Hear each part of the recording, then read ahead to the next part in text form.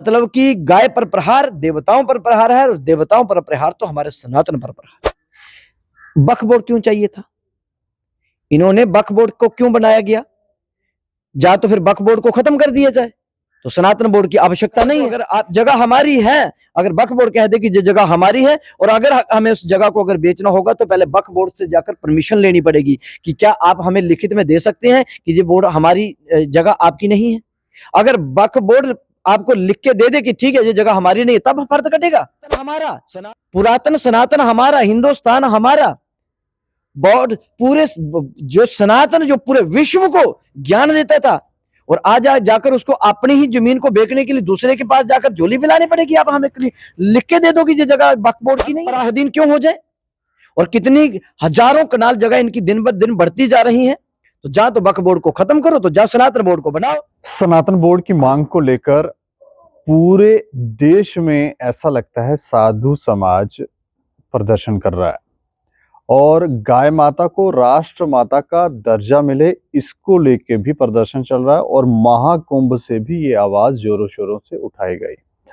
इसको लेकर जम्मू के अंदर मूवमेंट कल्की की तरफ से भी एक प्रदर्शन किया जा रहा है, और लगभग अब 100 से ज्यादा दिन उसमें हो गए हैं, लेकिन इसके ऊपर सरकार की तरफ से कोई प्रतिक्रिया अभी तक देखने को नहीं मिल रही है। ये चुप्पी, ये शांति सवाल उठाती है कि आखिर सरकार का उद्देश्य क्या है। इसको लेकर चर्चा करेंगे। चर्चा करने के लिए हमारे साथ श्री श्री विजय कृष्ण राशर जी महाराज हैं हमारे साथ बातचीत करने के लिए। महाराज जी, समय देने के लिए है बहुत बहुत शुक्रिया। आपका भी बहुत बहुत शुक्रिया कि आप भी अपना कीमती समय दे रहे हैं, और विषय भी बड़ा अच्छा सनातन को लेकर। बहुत बहुत आपका भी स्वागत है। अच्छा, मैं जानना चाह रहा हूँ कि महाकुंभ से भी सनातन बोर्ड और गो हत्या का जो कलंक है, जो भारत की धरती पर गो हत्याएं हो रही है, उसको लेकर आवाज उठी, लेकिन इस पर इतनी सरकार की तरफ से खामोशी है। इसको लेकर आप क्या कहेंगे? सरकार को लेकर तो बड़ी पुरानी चुप्पी साध रखी है। एक समय था कि हजारों साधुओं ने भी इस सड़क पर उतरकर इस प्रदर्शन किया था, जिसमें सम्राट कृपात्री जी महाराज उन कई साधुओं को लेकर दिल्ली की ओर कूच किया था। तो कई साधु उस समय अपने प्राण भी त्यागे थे, उसमें गोलीकांड भी चली थी जी। तो सरकार को इस विषय पर थोड़ा सा ध्यान देना ही चाहिए, क्योंकि गौ माता राष्ट्र माता है। पहले तो गौ माता को जो पशु शब्द दे दिया है, यही गलत है। गाय पशु नहीं है, गाय माता है। गाय हमारी राष्ट्र माता है, गाय हमारे विश्व की माता है, गाय हमारी पूजनी है। और गाय वह गाय है, जब समुद्र मंथन किया गया तो उस समुद्र मंथन अमृत से भी पहले गाय का आना हुआ है। और जिस गाय को ऋषियों ने पूजा है, गाय को पूजन के लिए रखा, और गाय के प्रत्येक अंग में देवताओं का निवास है, वास रहता है। और गीता भी छोड़िए, गीता तो भगवान कृष्ण स्वयं गोपाल बने ही हैं, और इस गाय को लेकर भगवान कृष्ण नंगे पांव तक गायों को चराते रहे, खुद जो पालक बने हैं। तो गाय कितनी जरूरी होगी, इसे भी हमें विचार करना चाहिए।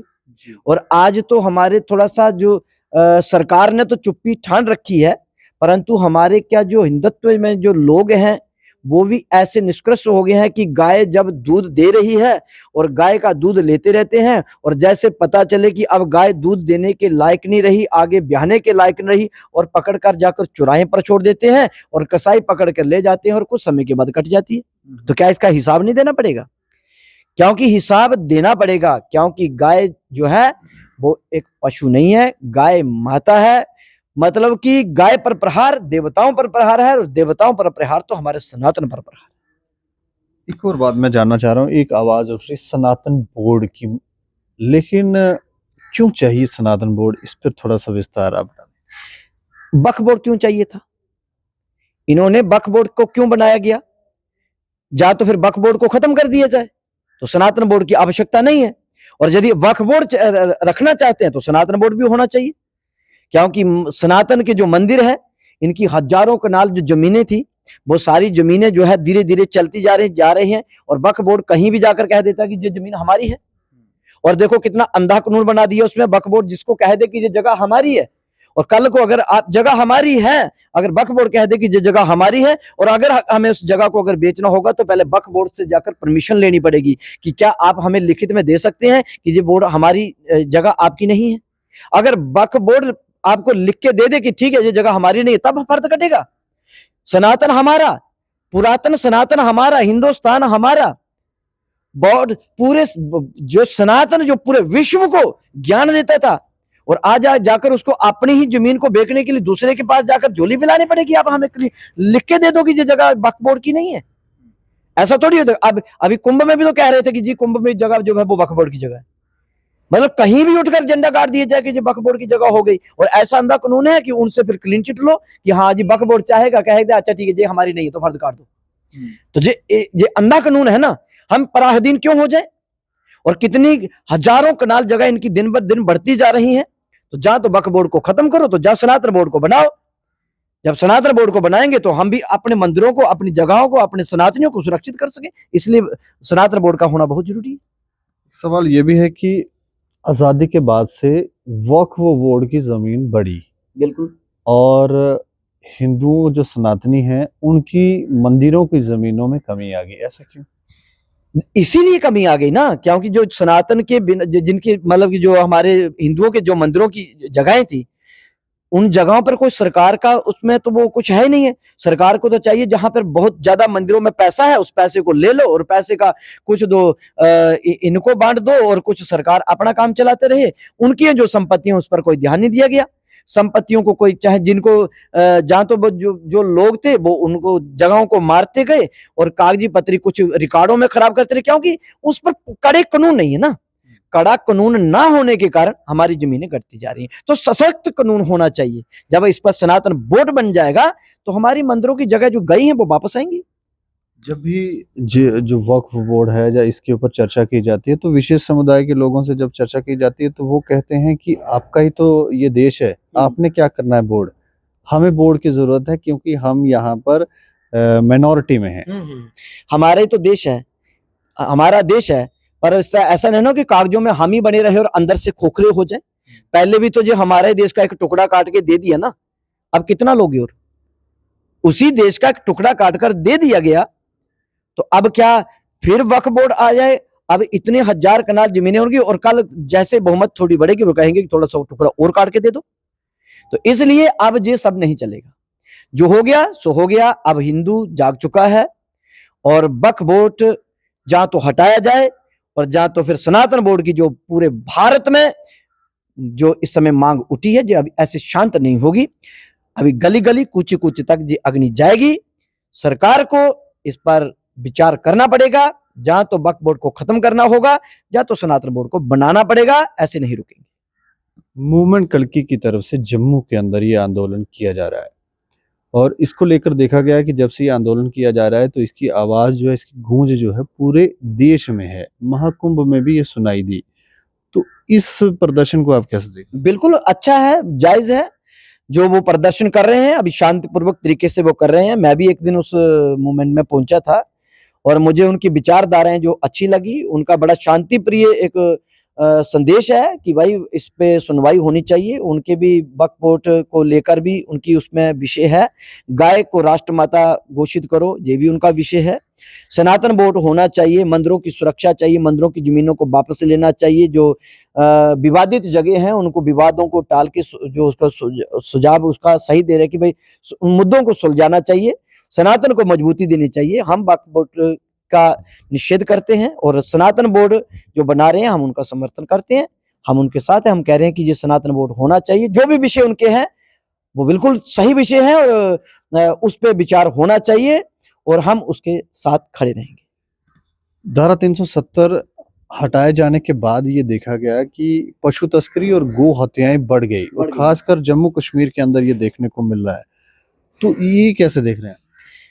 देखो इसमें धारा 370 हटने पर दो गो तस्करी बढ़ गई ऐसा नहीं है, तो पहले भी बहुत ज्यादा था, परंतु कुछ सामने आ गया और कुछ ज्यादा भी हो रहा है। क्योंकि इसमें थोड़ा सा एक नई समय समय पर ये अपनी समय मूवमेंट चेंज करते रहते नहीं, कभी पहले टैंकरों को उसके थ्रू ले जाना, कंटेनरों को के बीच में गइयों को ले जाना। अब ये सब कुछ जब इनकी ये सब कुछ जो ले जाने के जो तरीके थे विफल हुए, तो अब ये बाई रोड लेकर जाने लगे, तो उसमें पकड़े ज्यादा जा रहे हैं, इसलिए लग रहा है कि ज्यादा ये बढ़ गए हैं। नहीं, ये पहले भी इस प्रकार से होता था और अब भी हो रहा है, इस पे रोक लगनी चाहिए। कुछ लोगों से हमने बात की तो वो कह रहे हैं कि अब लीगल हो गया है, ये परमिशन तैयार करवाते हैं, कान में वो लगवा देते हैं टैग और लीगल तरीके से लेकर जा रहे हैं और इनको सरकार सब्सिडी भी दे रही है। नहीं, ये तो कानून जहां से पहले कमजोर था ही है। अगर आप गाड़ी पकड़ी जाती है तो ये पुलिस उसमें गवर्नमेंट ने उसमें सरकार ने कितना उस पर जुर्माना रखा, 250 रुपया। स्कूटर की एक हेलमेट ना पहनी हो तो 5000 रुपया जुर्माना, और गाय लेकर गाड़ी जा रही पकड़ी जाए तो 250 रुपया जुर्माना। ये तो अंधा कानून, ये तो पहले ही गलत है ना, ऐसा होना नहीं चाहिए ना। कम से कम 2.5 लाख करो ना, देखो अपने आप रुकेंगी। तो इसलिए ये सब गलत है। और रही बात की, अगर कहो कि मेरा कि अगर धारा 317 हटने के बाद कि इस कानून को उन्होंने हटा दिया, उस कानून को हटाया नहीं गया है, परंतु उस पर काम भी नहीं हो रहा है। चलिए, शुक्रिया हमसे चर्चा करने के लिए। धन्यवाद।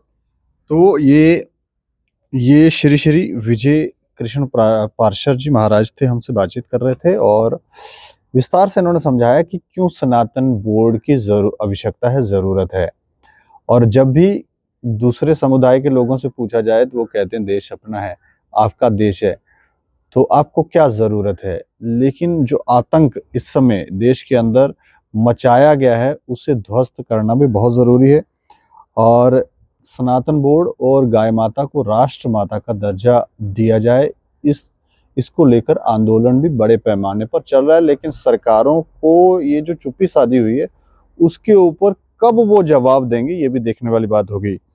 और 17 तारीख का एक टाइम दिया गया, 17 मार्च का, कि 17 मार्च तक सरकार ये गाय माता को राष्ट्र माता का दर्जा दें, नहीं तो बड़े पैमाने पर पूरे देश में ही ये आंदोलन होगा। अब देखने वाली बात है कि सरकार इसके ऊपर कोई फैसला लेती है या फिर इसी तरह से मौन धारण करके बैठेगी। और जो 1966-67 में हुआ, जो साधु संतों को मारा गया, वही दोबारा देखने को मिलेगा।